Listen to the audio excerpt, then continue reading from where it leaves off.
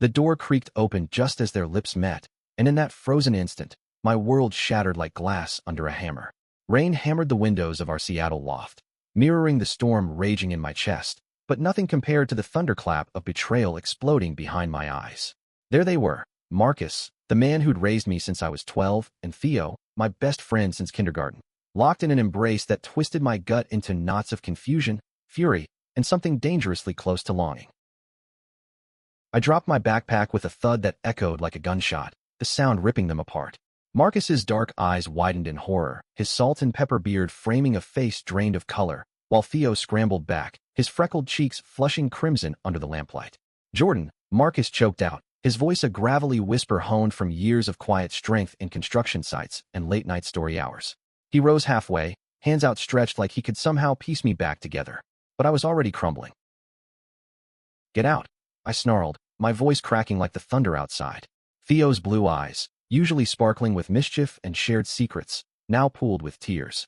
"Both of you, just get the fuck out of my sight." The words burned my throat, but they didn't scorch away the image seared into my brain. The way Marcus's strong fingers had threaded through Theo's blonde waves, the soft sigh that escaped their joined lips before I destroyed it all. I slammed the door behind me and bolted into the rain, the cold Pacific Northwest downpour soaking me to the bone, but it couldn't wash away the heat of what I'd seen. My stepfather and my friend. Together. Like that.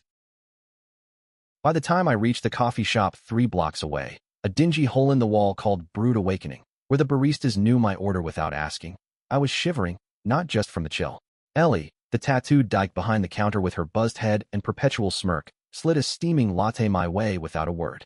She was the only one who got it, who saw the non-binary kid in ripped jeans and a faded Nirvana tee for what I was. Jordan, 20 years old, still figuring out the shape of my own heart amid the wreckage of everyone else's secrets. I collapsed into a corner booth, the kind with cracked vinyl seats that stuck to your skin in summer, and buried my face in my hands. Marcus had married my mom when I was a kid, right after Dad bailed for some Silicon Valley dream that never panned out. He'd been the steady one, fixing my bike, cheering at my poetry slams, holding me through the grief when Mom's cancer won 5 years ago. And Theo? God. Theo had been my anchor since we built forts in his backyard, trading comic books and dreams of escaping this gray city. We'd come out to each other at 16, him as gay, me as whatever the hell I was. Questioning. Fluid. Lost. But this was a knife to the ribs. How long?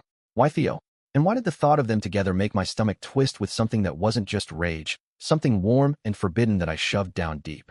Hours blurred into a haze of caffeine and scrolling through my phone, ignoring the dozen missed calls from both of them. The rain eased to a drizzle by midnight, and Ellie finally nudged me. "Kid, you look like death warmed over. Crash at mine if you need." Her place was a studio in Capitol Hill, walls plastered with queer zines and Polaroids of protests I'd dragged her to. I nodded, too numb to argue. Sleep didn't come easy that night. I lay on her lumpy futon, staring at the ceiling fan's lazy spin, replaying the scene. Marcus's broad shoulders, usually a shield against the world, now vulnerable in Theo's arms. Theo's laugh, the one that always pulled me out of my funks, silenced by a kiss that should have been mine to witness only in stolen glances at pride parades. Were they in love? Had they been sneaking around while I poured my soul out to Theo over late-night tacos, or while Marcus and I grieved Mom with bad movies and takeout? Dawn crept in gray and unforgiving, Seattle's eternal fog wrapping the city like a shroud. Ellie's cat, a mangy tabby named Riot, curled against my side, purring like it could mend the fractures. But when my phone buzzed again, this time a text from Theo, "Please, Jord. Let me explain. It's not what you think. The dam broke." I hurled the phone across the room, the crack of it hitting the wall, echoing my resolve. Not what I think. Bullshit. I'd seen enough. I didn't go home for 2 days. Ellie fed me ramen and tough love, her voice a low rumble as she chain-smoked on the fire escape. Families are messy, kid. Especially the chosen ones. But running? That just lets the ghosts win. She was right, of course. Ellie had clawed her way out of a Bible Belt hellhole, fists raised against everyone who tried to box her in. But I wasn't ready to face the specters in my loft. On the 3rd day, hunger and exhaustion won. I trudged back, keys shaking in the lock, half expecting the place stripped bare. Instead, the air smelled of fresh coffee and Marcus's aftershave, sandalwood and steel wool. He was in the kitchen, sleeves rolled up over forearms corded from years of hauling lumber, flipping pancakes like it was any Sunday. His eyes, deep brown and weary, met mine over the stove. "Hey, kiddo. Kiddo." The word that used to wrap me in safety now felt like sandpaper. Where's Theo? I spat, dropping my keys on the counter with more force than necessary. Marcus winced, plating the food with steady hands. He went home, gave us space. Us, like we were still a unit. He slid a plate my way, blueberry, my favorite, the ones Mom used to make before chemo stole her appetite. I stared at it, appetite souring. Sit, he said softly, pulling out a stool. Against every screaming instinct, I did. The silence stretched, broken only by the sizzle of batter and the distant hum of traffic on I-5. Finally, he sighed, leaning against the counter, his wedding band, Mom's ring, resized for his finger, catching the light. Jordan, I never meant for you to find out like that. Hell, I never meant for it to happen at all. Happen. Like it was an accident. Like love was a spilled coffee you could mop up. How long, Marcus? How long have you been fucking my best friend behind my back? His face crumpled, the strong lines etching deeper. Language jarred, but there was no heat in it. He rubbed his beard, eyes dropping to the floor. 6 months. Maybe 7. It started after that gallery opening Theo dragged us to. You remember, the one with the abstract pieces that looked like shattered hearts. I did. I'd bailed early, feigning a headache, leaving them to bond over cheap wine and Theo's endless chatter about up-and-coming artists. So what? You two hit it off, and suddenly I'm the idiot in the middle? No. Marcus's voice cracked, raw as an open wound. You're not an idiot. You're the best thing that came into my life after your mom. God, Jordan, after she left, I thought I'd never feel anything again. Just numbness. Work, eat, sleep, repeat. Then Theo, he saw me. Really saw me. Not the widower, not the stepdad, just holding it together. He saw the man who'd hidden half his soul for 40 years. Hidden. The word hung heavy, stirring something in me I'd long ignored. Marcus had always been the rock, straight-laced. Church on Sundays, even after Mom's diagnosis, shook his faith. Quick with a hug, but never one for the spotlight. Gay? It didn't compute. Not until now. I love him, Marcus admitted, the words tumbling out like a confession in a dimly lit booth. But I love you too, kid. More than anything. And I hate that this hurts you. Theo does too. He's been a wreck. A wreck. Part of me softened at that. The boy who'd bandaged my scraped knees, who'd held me when I came out to Mom, and she just smiled and said, "Baby, love whoever lights your fire." But the hurt roared louder. You should have told me. Both of you. Instead of making me the punchline. Marcus reached across the counter, his calloused hand hovering near mine. I didn't pull away. We were scared. Of this. Of losing you. Tears glistened in his eyes, mirroring the ones I fought back. Give us a chance to make it right? Please. I nodded, the motion small, the weight immense. Forgiveness wasn't a light switch, it was a slow burn. But as I forced down a bite of pancake, sweet and tart, like memories of better days, I wondered if this fracture could mend into something stronger, or if it would just leave scars. That afternoon, I texted Theo, coffee. Now. Brewed awakening. Don't be late. My fingers trembled over the send button, a cocktail of dread and curiosity bubbling up. What explanations could possibly stitch this tear? And why, in the quiet corners of my mind, did I keep circling back to the curve of their smiles, the vulnerability in their touch, wishing, against all reason, for a piece of that truth for myself? Theo arrived soaked, his blonde hair plastered to his forehead, blue eyes red-rimmed like he'd been crying since I left. He spotted me in the booth and hesitated, hands shoved deep in his jacket pockets, before sliding in across from me. Ellie shot me a nod from the counter, her way of saying I've got your back, and left us to the awkward hum of indie folk crooning from the speakers. Jord, he started, voice thick. I'm so sorry. I cut him off with a raised hand, the steam from my untouched Americano curling between us like smoke signals. Save it. Just tell me everything. From the beginning. No bullshit. He swallowed hard, tracing the rim of his cup with a finger scarred from too many late nights sketching. It was the gallery. Marcus and I. We stayed late, talking about that piece, the one with the intertwined figures, all shadows and light. He opened up about your mom, about how he'd always felt like he was living half a life, hiding who he was to fit in, to be the dad you needed. I got it. More than got it. Theo's eyes met mine, pleading. Because I've been hiding too. Not just from you, from everyone. Scared that if I admitted I felt something real, it'd burn everything down. Something real. The words landed soft, but they stirred the embers in my chest. Theo had always been the flirt, the one charming his way through hookups at queer bars while I nursed crushes from afar, too tangled in my own gender fog to dive in. So you chose him? My stepdad? Out of all the guys in Seattle. He winced, but didn't look away. It wasn't a choice. It was inevitable. He's kind, Jord. Steady in a way that makes you feel seen.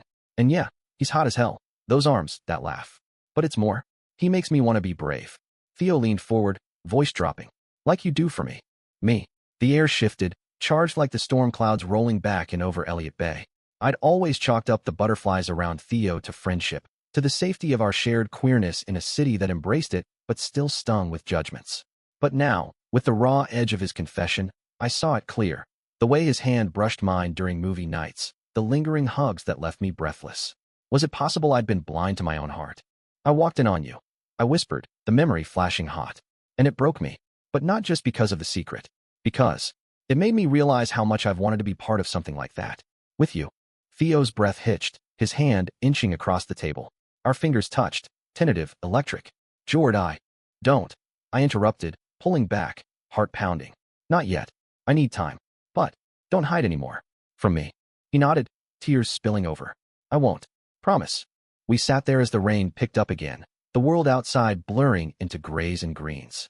Forgiveness felt fragile, like the first crocus pushing through Seattle soil in spring. But in that booth, with Theo's hand now boldly covering mine, I felt the first spark of possibility, a bridge over the chasm, leading somewhere new. The weeks that followed were a tightrope walk over a canyon of unspoken tensions.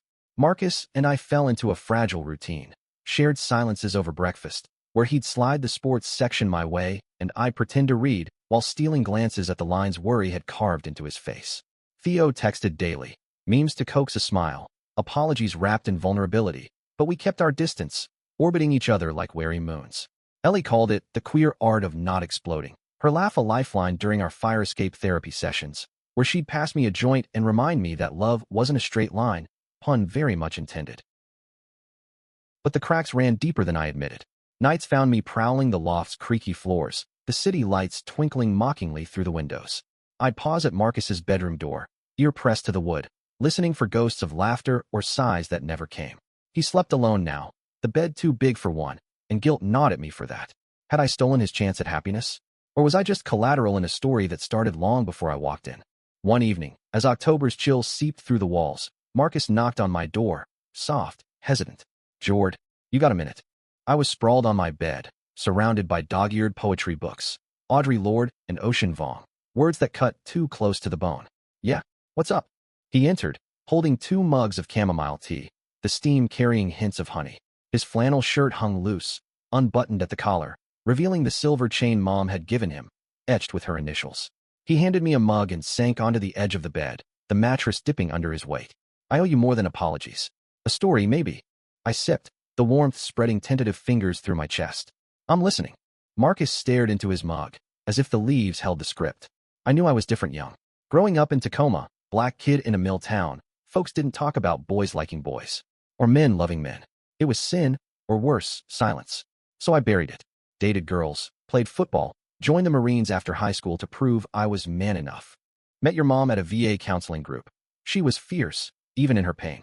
Laughed like thunder, eyes that saw right through you. I smiled faintly, remembering Mom's cackle echoing through farmers' markets, her arm linked with mine as we haggled over heirloom tomatoes. She loved you. Hard. She saved me, he corrected, voice thick. But even with her, I held back that piece. After she got sick, well, the walls came down a bit. Therapy, support groups at the center downtown. That's where I started owning it. I'm gay, Jord. Have been since forever. Just took losing her to say it out loud. The admission hung, simple and seismic. I set my mug down, reaching for his hand. His palm engulfed mine, rough and real. Why didn't you tell me sooner? Fear, he admitted, squeezing gently. You're my kid. Didn't want to complicate things. Then Theo. He made it impossible to hide anymore. Theo. The name ignited that familiar twist, jealousy laced with ache. Does he make you happy?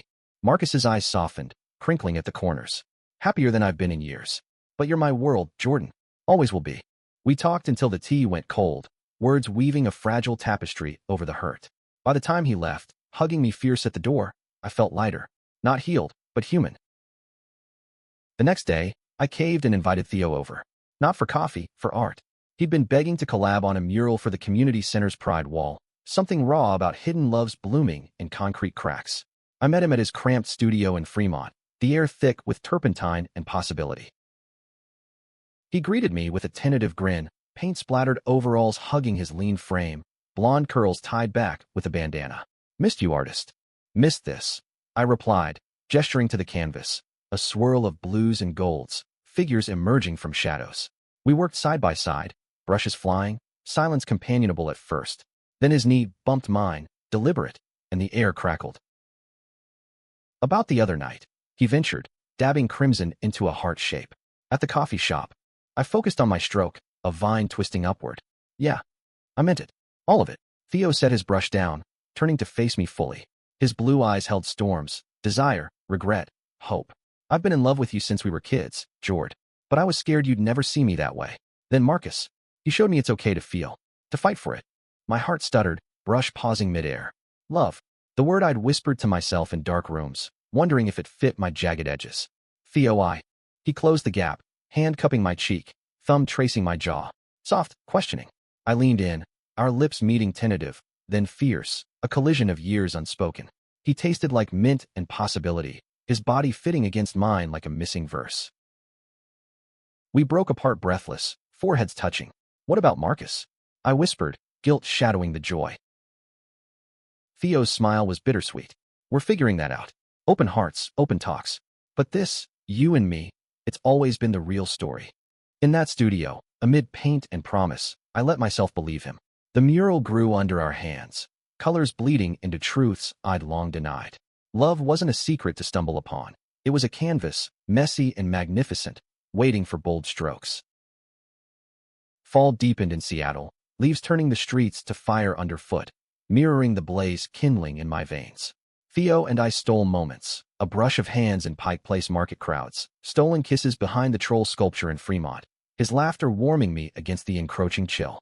Marcus noticed, of course. His eyes would crinkle with quiet approval over dinner, though shadows lingered in their depths. You two light up like Christmas, he'd say, passing the mashed potatoes, but I'd catch him staring out the window later, phone silent in his lap. One crisp Saturday, as fog rolled off the sound like a lover's breath, Theo dragged me to a cabin his family owned up in the Cascades, an A-frame relic with a stone fireplace and views of snow-capped peaks. Reset, he called it, packing his truck with sketchpads, wine, and a playlist of indie folk that tugged at heartstrings. Marcus waved us off with a bear hug and a gruff, "Drive safe, lovebirds." The drive wound through evergreens, radio humming with stories of lost souls finding home. Theo's hand rested on my thigh, thumb tracing lazy circles that sent sparks skittering. Ever think about forever? He asked, voice casual over the engine's rumble. I glanced at him, profile sharp against the passing pines. With you? Every damn day lately. He grinned, squeezing. Good. Because I'm all in, Jord. No more hiding. The cabin welcomed us with creaking floors and the scent of pine sap. We built a fire, flames dancing shadows on log walls, and curled up with blankets and a bottle of Cabernet. Theo sketched me by firelight, pencil whispering over paper, capturing the curve of my shoulder, the vulnerability in my gaze. Beautiful, he murmured, not just about the drawing. Later, tangled in sheets worn soft by time, his body moved with mine in rhythms learned from trust, not haste. Whispers of "I love you" mingled with gasps, the world narrowing to skin and size. In the afterglow, head on his chest, I traced the constellation of freckles across his collarbone. What about Marcus? Does this change things? Theo's fingers combed my curls. We're talking. He's happy for us, really. Said it feels like the family expanding, not fracturing. A pause, then softer. But he's lonely. I see it. We all do. Guilt pricked, sharp as pine needles. Marcus had given so much, his heart, his home, and now, in chasing my own joy, I'd left him adrift. We should do something. Include him. Theo nodded, kissing my temple. Yeah, a night out, maybe. The three of us. Like old times, but new. We returned Sunday, cheeks flushed from mountain air and each other, to find Marcus waiting with chili simmering on the stove, spicy, soul-warming, the kind that chased away damp chills. How was the escape? He asked, ladling bowls at the table. Perfect, I said, sliding into my chair.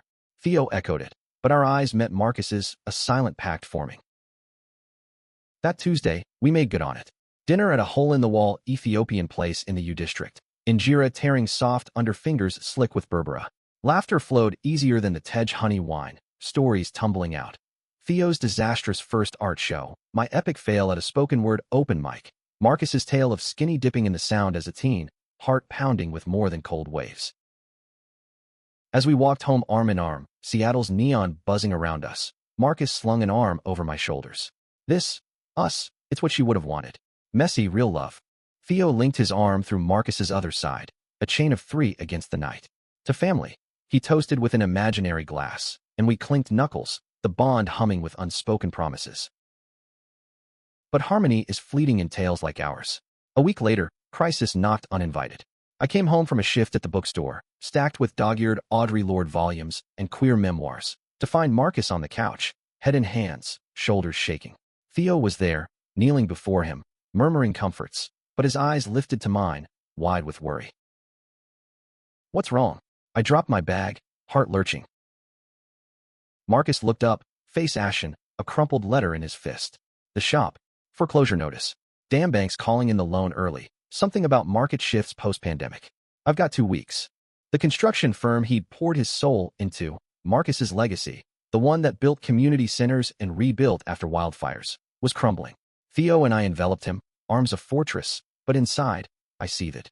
Not at Marcus, but at the world that chewed up dreamers and spat out husks. "We'll fight it," Theo vowed, fierce as the artist igniting canvases. "Crowdfund, protests, whatever it takes." I nodded, fire kindling. Together. That night, as Marcus slept fitfully down the hall, Theo and I plotted by laptop glow. GoFundMe drafts, calls to local queer networks, Ellie promising to rally her activist crew. But in the quiet hours, Theo's head on my lap, I confessed the fear gnawing deepest. What if we lose him too? After Mom. Theo's hand found mine, steady. "We won't. Love like ours. It's bulletproof." Yet doubt whispered as autumn winds howled. The fight was on, but scars from old wounds threatened to reopen. Could we save Marcus's dream without losing our own fragile peace? The battle for Marcus's shop ignited like dry tinder in a drought. By dawn, our living room transformed into command central, laptops humming, phones buzzing with ally offers, whiteboards scrawled with action plans and Theo's looping script. Ellie stormed in mid-morning, sleeves rolled up, her buzz cut gleaming under the fluorescence we'd rigged for all-night vigils.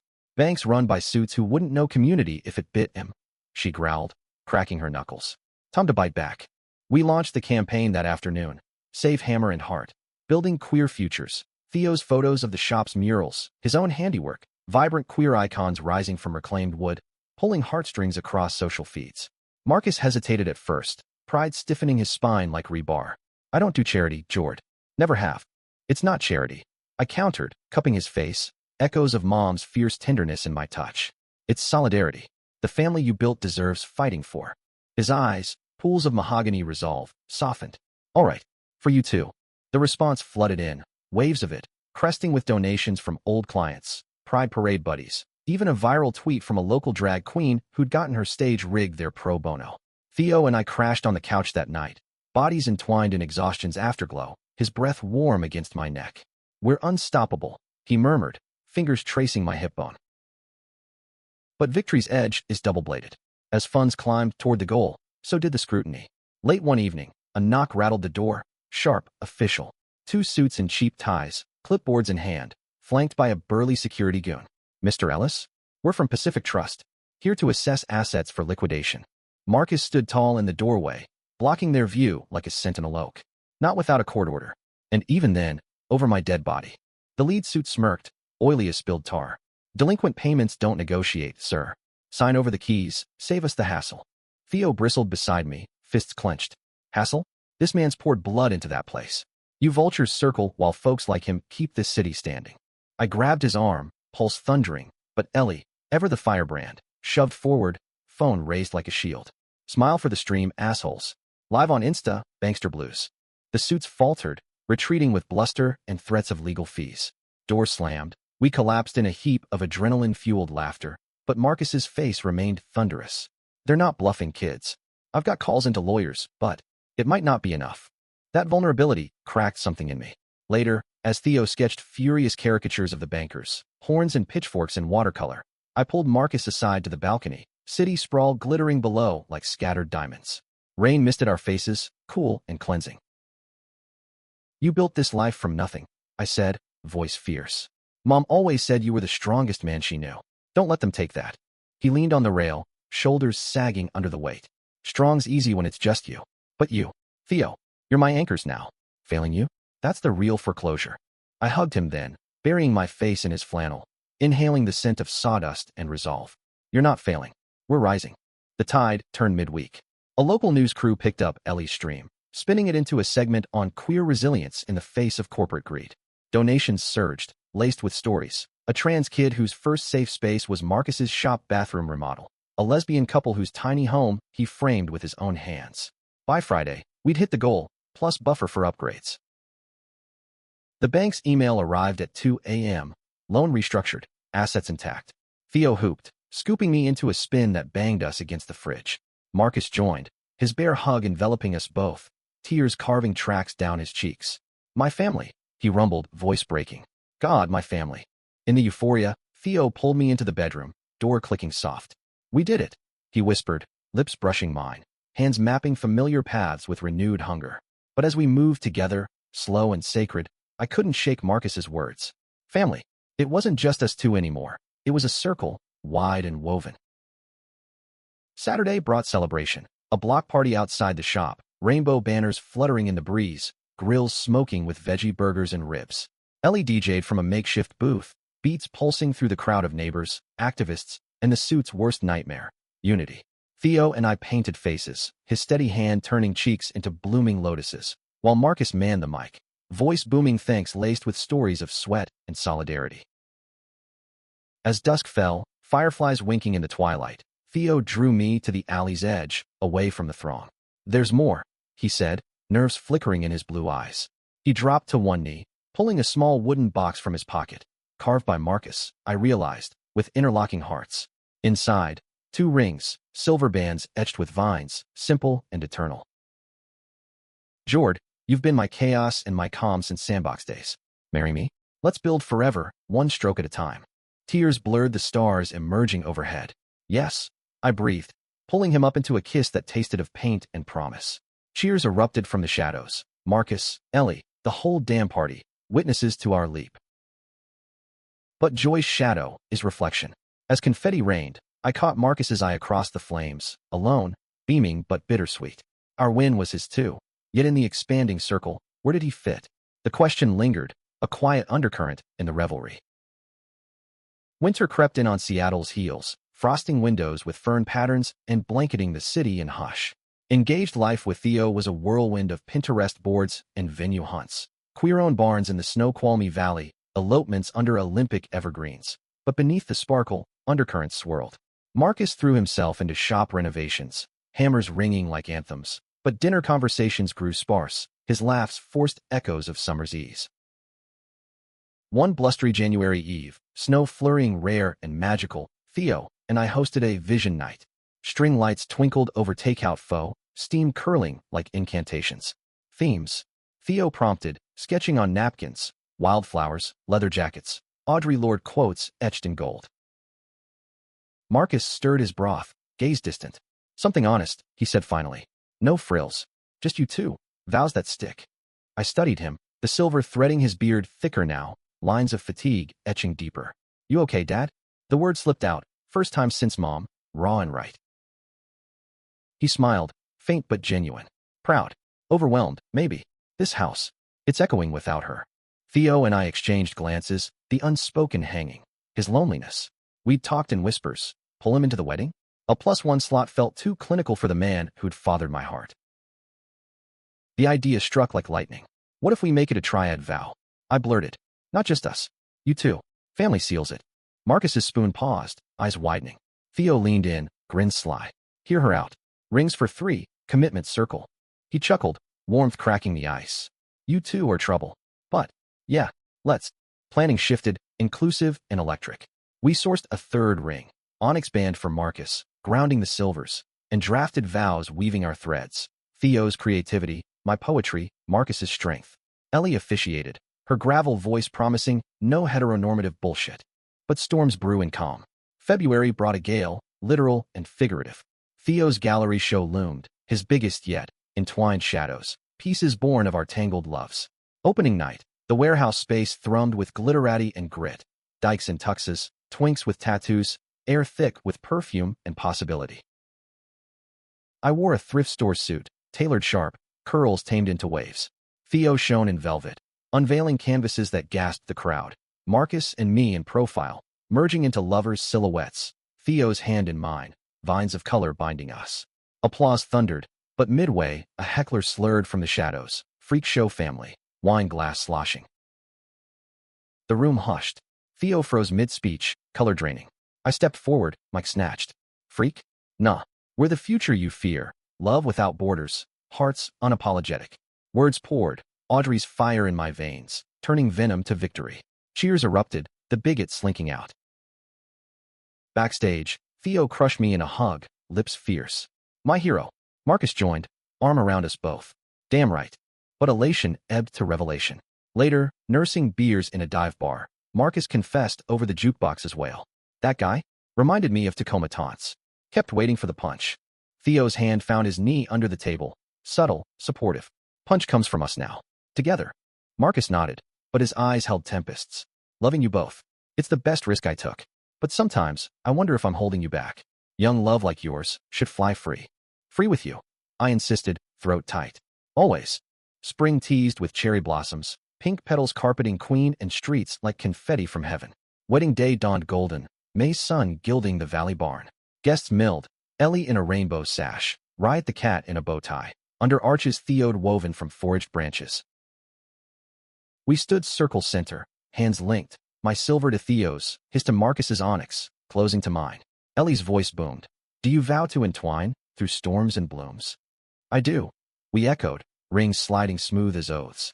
Kisses sealed it, Theo's sweet and searching, Marcus's paternal and profound.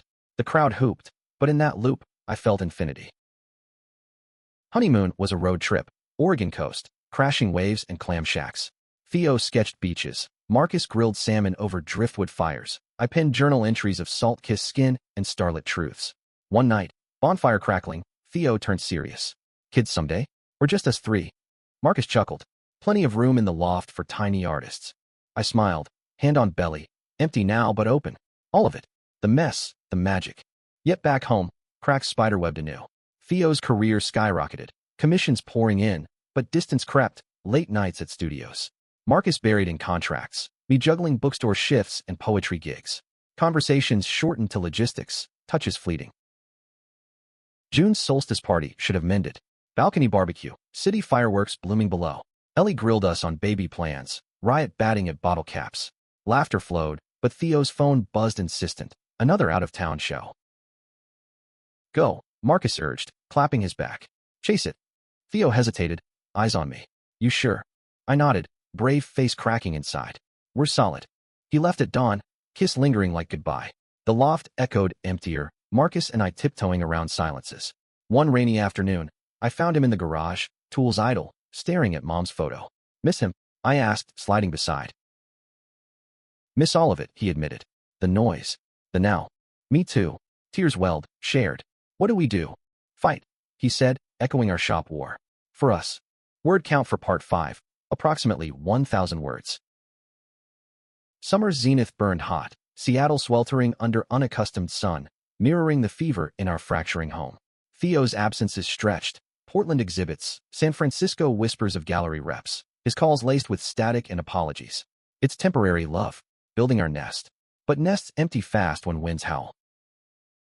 Marcus and I leaned on each other, routines a balm. Morning runs along the waterfront, breaths sinking to gulls' cries. Evenings with vinyl spins. Nina Simone's velvet ache filling rooms. One dusk, as we chopped kale for salad, knives rhythmic, he broached it. Theo's glowing. That's good, but you're dimming, kid. I paused, blade hovering. It's not him. It's the space. Feels like I'm waiting for a life that's always one zip code away. He set his knife down, pulling me into a hug, broad, unyielding. Then claim yours. Write that chapbook you've been circling. Tour it. Don't shrink for anyone. His words ignited, embers to flame. That night, alone with laptop glow, I poured out entwined echoes, poems of triune loves, betrayals mended into beauty. Pages flew, raw as open veins. Theo returned mid-July, suitcase brimming with trinkets, a Portland pin for my jacket, a carved whale for Marcus. Dinner was reunion, pad thai tangled as our limbs later, but dawn brought truth. Over coffee, steam veiling his fatigue-lined face, he confessed, SF's offering a residency. 6 months. Solo show the works. My mug trembled. 6 months. Career rocket, Jord. For us. But his eyes pleaded understanding, not absolution. Marcus, silent till then, cleared his throat. Go. We'll hold the fort. Theo's gaze bounced between us, guilt etching. You too. You'll be okay. Better than. I lied, voice steady. Write us from the stars. He left again, airport kiss bruising, promise of visits like paper sales. The loft side empty, but Marcus and I filled it fierce, co-hosting queer youth workshops at the shop, hammers yielding to heart talks, bonfires on Alki Beach, waves lapping confessions. August brought my chapbook launch, intimate affair at Elliott Bay Books, shelves groaning with tomes of kindred spirits. Crowd swelled. Ellie front row, hollering, locals clutching advance copies. I read circles fracture, voice quavering then soaring. In the loop of flesh and oath, we bend but do not break. Shadows entwine, light leaks through. Applause crashed, but the truest came after. Marcus, eyes shining, bouquet of wildflowers in hand. Your mom would have framed that stage. We walked home arm in linked, city pulse sinking hours. Yet absence aches deepest in quiet. September's equinox, leaves turning traitor gold. Theo's letters arrived, parcels of sketches, love notes scrawled on gallery backs. Miss your laugh in the light, one read.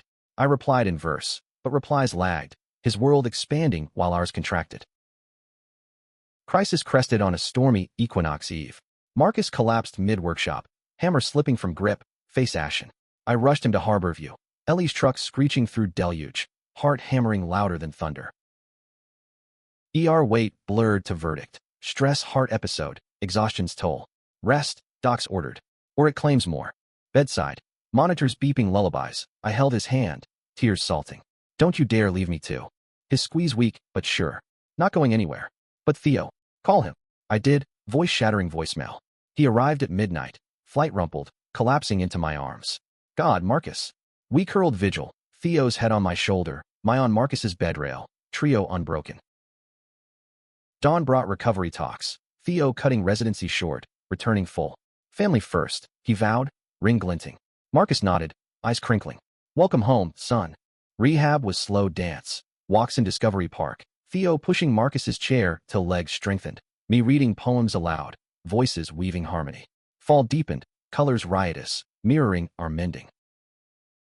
One amber afternoon, leaves crunching underfoot, Theo stopped us on a bluff overlooking the sound. I've been blind, he said, voice thick, chasing lights while mine burned here. He knelt. Not proposal redux, but recommitment, pulling a locket. 3 intertwined vines, photos nestled. Us, then now.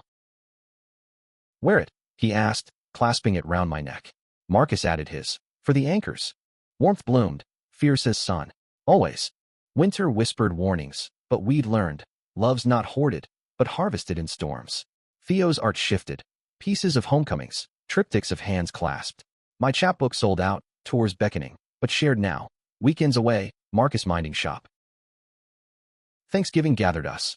Ellie, riot, a turkey carved with laughter. Toasts rang, to fractures sealed, to circles eternal. As snow dusted sills, I leaned into Theo, Marcus's arm round us, and knew, life's not unchanged by stumbles, but reshaped, resilient, radiant. The year turned on its axis, 2026 dawning crisp and uncharted, Seattle shrugging off winter's shroud for spring's tentative green. Our triad had weathered tempests, secrets stormed, careers capsized, health's fragile thread frayed, but emerged tempered, like steel kissed by fire. Theo's residency redux was collaborative, a joint show with local queer artists, themes of roots entwined. His canvases now textured with Marcus's wood shavings, my ink stains. Life's rhythm steadied. Mornings with Marcus's pancakes, blueberries bursting like buried joys. Afternoons at the shop, where I'd apprentice hammer swings, calluses blooming beside his. Evenings, Theo's studio glow drawing us. Brushes shared, bodies later in lamplight, touches mapping scars to stars. Intimacy evolved, not jealous silos, but generous overlaps. Theo's laugh mingling with Marcus's rumble over board games, my poetry recited to their harmonious hums. Yet growth's garden weeds intrude. May's bloom brought unexpected seed, a pregnancy test, 2 pink lines stark as revelation. Theo's eyes widened over breakfast, ours. His hand on my still flat belly. Marcus choked on coffee, then grinned wide. A little hammer? Or poet? Ultrasound confirmed. Twins, due winter. Joy cascaded, but undercurrents churned. My body shift, non-binary navigation through maternity's tide. Theo's nerves over fatherhood, sketches frantic with cradles and chaos. Marcus's quiet fear of outliving us, his heart's whisper. We dove deep. Prenatal yoga in Capitol Hill, Ellie's circle of queer parents sharing war stories, therapy sessions unpacking gender's dance with diapers. You're Jordan, Marcus affirmed one tear-streaked night, hand on my swell. Mom, Dad, whatever theirs. All love. Theo echoed in art. A mural for the nursery, abstract forms cradling light, fluid, fierce. I wrote, Womb's Weaver, verses of expansion. In this vessel of verbs, I birth not just bone, but belonging, threads tripled, tapestry torn and retied. Summer swelled with me, belly rounding under loose tees, kicks like Morse code promises. Theo's show opened sweltering July, warehouse pulsing with pride, pieces gasping, triads bloom, us three silhouetted in petal storms. Critics raved, but truest review came post-reception, Marcus toasting in the green room. To legacies. Wood, word, wonder. August's heat wave pinned us indoors, fans whirring futile. One languid afternoon, contractions teased, false alarms, but sharpening resolve. Ready? Theo asked, packing hospital bag with manic precision. Born ready, I quipped, but fear flickered, the unknown's maw. Labor hit October's cusp, autumn equinox birthing fury. Rain lashed windows as waves crashed internal. 20 hours of grit, Theo's hand crushed in mine, Marcus pacing hall like sentinel. Ellie's voice coached via speaker. Breathe, badass, push like protest. Dawn broke with cries dual. First, a girl, Elara, starlight fierce. Then boy, Kai, sea strong. Theo sobbed, cutting cords with trembling shears. Marcus gathered them first, tears salting tiny brows. Perfect, he whispered, placing them in my arms. Weary, wondrous. Homecoming blurred to bliss. Loft alive with coups and chaos. Riots sniffing suspiciously. Sleepless nights bonded us deeper. Theo rocking Elara to folk lullabies. Marcus bottle-propping Kai with tales of Tacoma tides. Me nursing in rocker, verses half-formed in milk-scent haze. Challenges crested gentle. Colic symphonies. Gender queries from well-meaning aunts. She or he. Met with our mantra, Elara and Kai. That's enough. Community cradled. Queer playgroups in Volunteer Park. Ellie's anti-duties with pie and patience. By spring 2027, twins toddled. Elara's curls wild as mine. Kai's grin echoing Theo's, chasing riot through sunbeams. Marcus retired partial, shop co-run by apprentices, freeing grandpa duties.